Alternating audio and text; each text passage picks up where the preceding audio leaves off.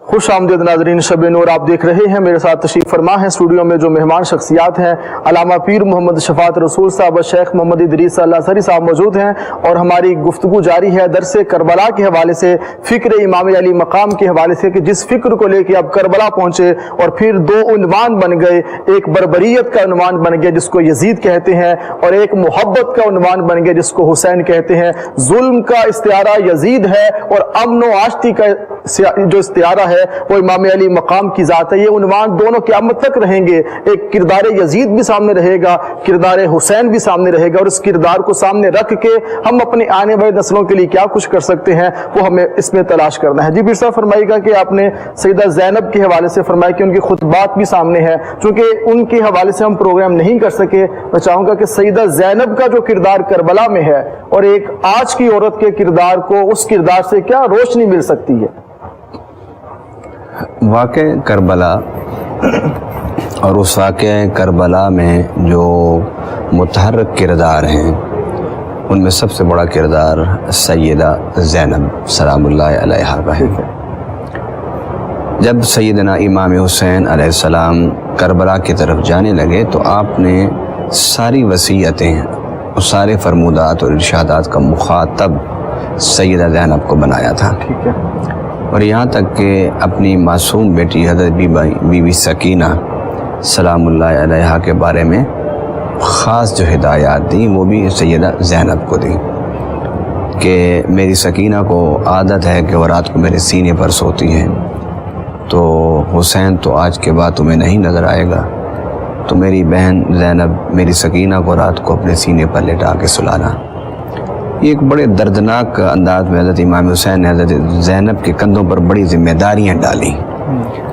इमाम हुसैन की शहादत के बाद जो आपने पहला यानी इरशादात आपके कि जब उन्होंने खैमों को आग लगाई तो उन्हें वहाँ बैठे हुए हज़रत इमाम ज़ैनुल आबिदीन नज़र आए, तो यजीदी आगे बढ़े, उन्होंने कहा कि ज़ैनुल आबिदीन को शहीद कर दिया जाए।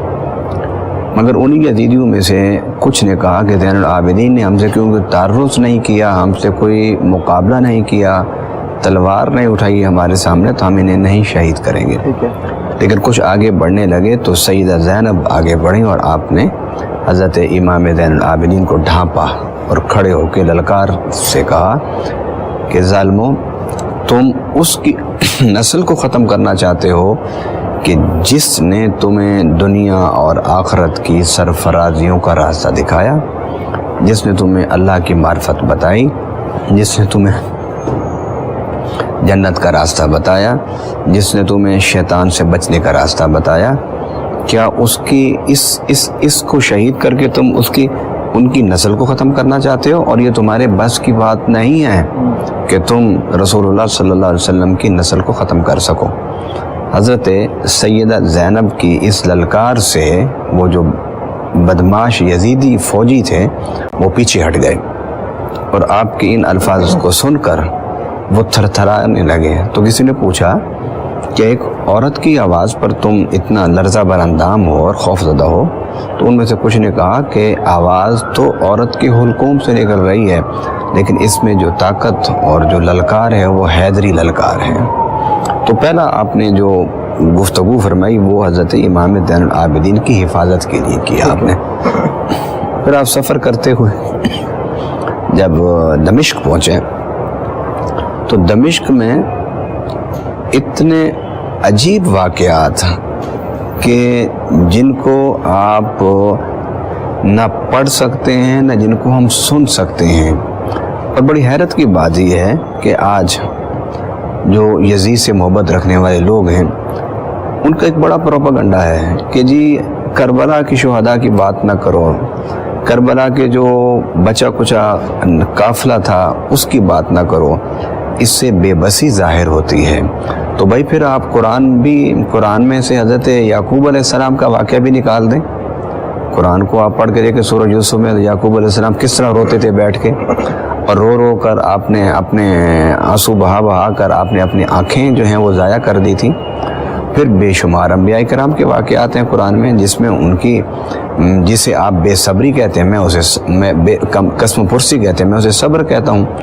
آپ نے پھر یزید کے سامنے ایک عجیب واقعہ پیش آیا، ان میں سے ایک ہی واقعہ میں آپ کے سامنے رکھنا چاہتا ہوں جس میں سیدہ زینب نے خطاب فرمایا۔ اس خطاب میں حضرت امام زین العابدین کی گفتگو بھی ذکر کی گئی ہے۔ دونوں کی گفتگو جو ہے وہ اکٹھی مورخین نے، اور بالخصوص تاریخ میں تاریخ طبری جو ہے اس نے، اور ہمارے ہاں تاریخ طبری، تاریخ ابن کثیر، یہ بڑی معتبر ہمارے اہل سنت کے نزدیک دو سیر کی کتابیں ہیں اور تاریخ کی کتابیں ہیں۔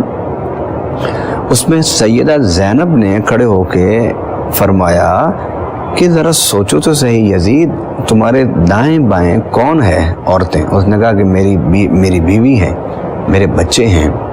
آپ نے فرمایا کہ تم نے اس کٹہرے میں مجرموں کی طرح کن کو کھڑا کیا ہوا ہے؟ اس نے کہا کہ تم علی کی اولاد ہو۔ اس نے کہا صرف علی کی اولاد؟ اس نے کہا کہ یوں کیوں نہیں کہتے کہ تم رسول اللہ کا خاندان ہو؟ ان کا تمہیں جتنی عزتیں ملی وہ خاندان نبوت کی وجہ سے ملی، نبی پاک صلی اللہ علیہ وسلم کے صدقے میں ملی آپ کو۔ تو کتنی شرم کی بات ہے کہ تم اور تمہاری بیگمات اور تمہارا خاندان عزت کی کرسیوں پر بیٹھا ہو، اور نبی کا خاندان جو لٹا پٹا خاندان کربلا سے یہاں آیا ہے وہ مجرموں کی طرح کٹہرے میں پھٹے پرانے کپڑے اور گرز آلود چہرے اور بھوک اور پیاس کے ساتھ کھڑے ہوں۔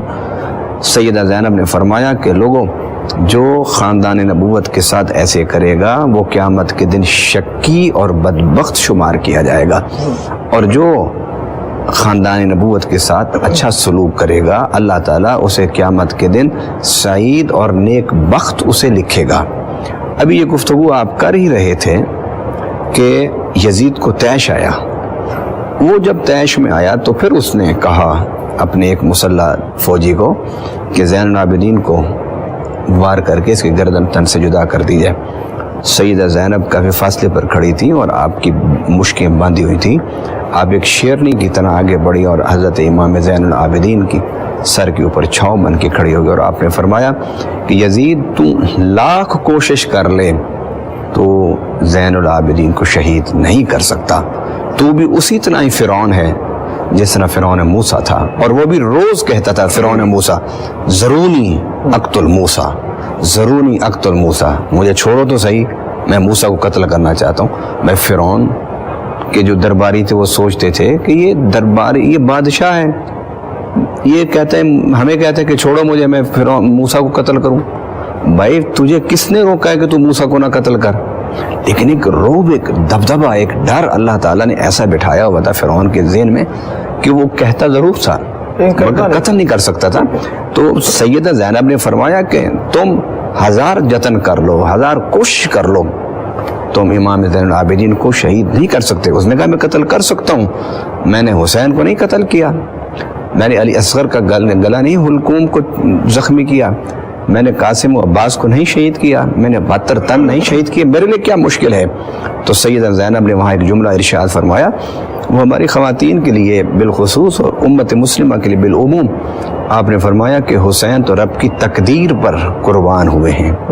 ایک طرف تقدیر یہ تھی کہ حسین شہید ہو جائیں، اور دوسری طرف تقدیر اللہ کی یہ ہے کہ مصطفیٰ کی نسل نے قیامت تک رہنا ہے، امام زین العابدین زندہ رہیں گے، یہ موجود رہیں گے۔ خوبصورت علامہ صاحب یہ گفتگو ہوئی ہے اور ماشاءاللہ کسی نتیجے تک ہم پہنچے ہیں۔ ایک تقدیر یہ تھی کہ شہادت ہو، اور ایک تقدیر یہ تھی کہ خانوادہ رسول کو بچایا جائے، اور قیامت تک یہ نسل انشاءاللہ آگے بڑھتی رہے گی۔ شیخ ہمارے ساتھ موجود ہیں ادریس الازہری صاحب، فرمائیے گا کہ کردار یزید پہ آپ تھوڑی گفتگو کیجیے گا، گو کہ یہ ایسا غلیظ کردار ہے جس پہ گفتگو بنتی نہیں ہے، نہ کرنی چاہیے، لیکن آنے والی نسل کو بتانا